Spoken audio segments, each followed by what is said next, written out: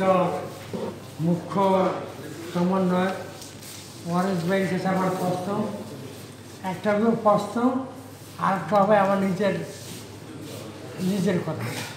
প্রশ্নটা হলো আপনি বলছেন 5% বিশেষ সুবিধা কর্মচারীদের প্রত্যাশা পূরণ না হওয়ায় আমার মতে তারা যৌক্তিক না।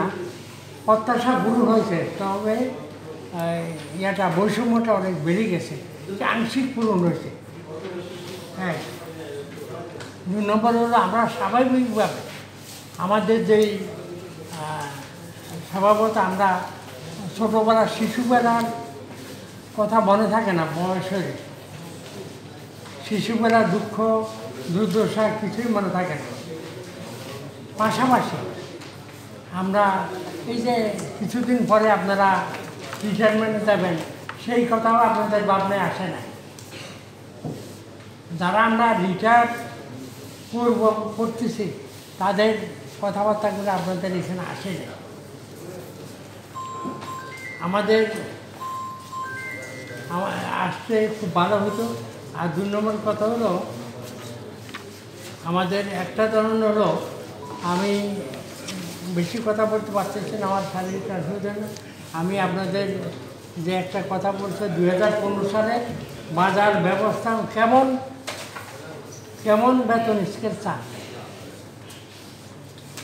বক্তা বলে গেছে 2015 সালের বাজার ব্যবস্থা অনুযায়ী কর্মচারীদের বেতন স্কেল চাই।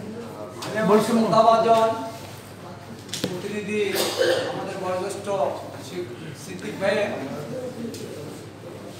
যে বিষয়টি অত্যন্ত আবেগঘনভাবে বলেছেন, আমরা পরবর্তীতে আমাদের দাবিনামা আমরা কারেকশন করলে ইনশাআল্লাহ আমাদের অবসরপ্রাপ্ত সহকর্মীদের বিষয়গুলো অন্তর্ভুক্ত হবে। তবে আমরা 2015 সালের পে স্কেলের আগে স্যারের কাছে যখন বসেছিলাম, আমার বাবাও অবসরপ্রাপ্ত স্টেট হেলথ থেকে অবসর করে বাবা বলেছিলেন, বাবা মাসে 3,500 টাকা পাই, তোমরা একটু তোমার ফরাদ স্যারের কাছে একটু বলো।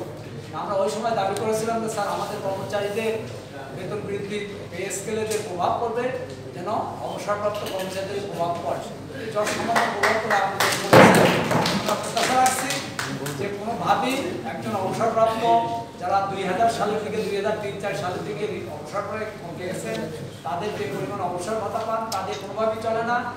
আর 5% ভাই, আমি আবারও প্রত্যাখ্যান করছি, আপনার অবগতির জন্য বলি, 5% বিশেষ ভাতা তো আমরা প্রধানমন্ত্রীর কর্মচারী পাওয়ার কথা না।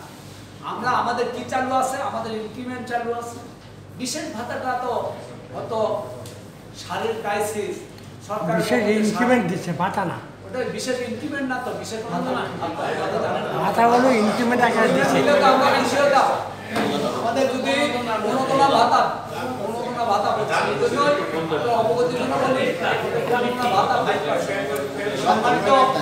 সম্মানিত ভাইয়ের যে বাজার মূল্যের আগামী ঊর্ধ্বগতি, চিনি ছিল 30 টাকা, চিনি 150 টাকা, 140 টাকা, লাইফ বয় সাবান ছিল 17 টাকা, 18 টাকা, 20-22 টাকা, 60 টাকা। কোনো বাজার আমাদের কোনোভাবেই সহনীয় অবস্থায় নয়। আমরা আগে 200 টাকা নিয়ে গেলে কাঁচা বাজার করে বাড়িতে ফিরে আসা যেত, এখন 1000 টাকা নিয়ে গেলে কাঁচা বাজার করা সম্ভব হয় না। প্রতিটা বাজারের দাম, প্রতিটা জিনিসপত্রের দাম 70-80 টাকা, 100 টাকা। আমার আরেকটু কথা আছে, আরেকটু কথা হলো আমাদের নেতাদের সেবার মনোবৃত্তি নিয়ে সেবক হিসেবে দিতে হবে। আমাদের মাননীয় প্রধানমন্ত্রী নির্বাচনী ইশতেহারে বলছে বেতন স্কেল দিবে, আমি একটু শেষ করে বলতে পাই, স্কেল দিবে। তো স্কেলটা পাওয়া ত্বরান্বিত করার জন্য আমাদেরকে এই যে কাঠভাঙ্গা রোদে মাঠে যেতে হবে। তারপরে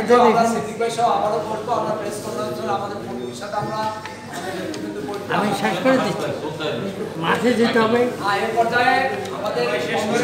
আমাদের সম্মানিত সাংবাদিক চলে যাচ্ছে, আমাদের এই পর্যায়ে আমাদের আজকের সবার সভাপতি ও বাংলাদেশ সম্মানিত সভাপতি